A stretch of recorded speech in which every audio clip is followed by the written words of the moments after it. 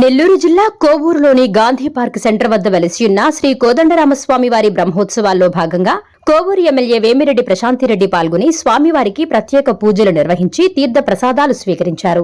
అనంతరం ఆమె స్వామివారి శేషవాహన సేవను ఘనంగా ప్రారంభించారు.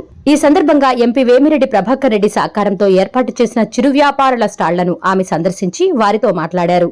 అదేవిధంగా స్థానిక సమస్యల పరిష్కారం కోసం తరలివచ్చిన గ్రామస్తుల నుంచి అర్జీలను స్వీకరించిన ఎమ్మెల్యే సంబంధిత అధికారులతో మాట్లాడి ఆ సమస్యలను త్వరితగతిన పరిష్కరిస్తామని హామీ ఇచ్చారు.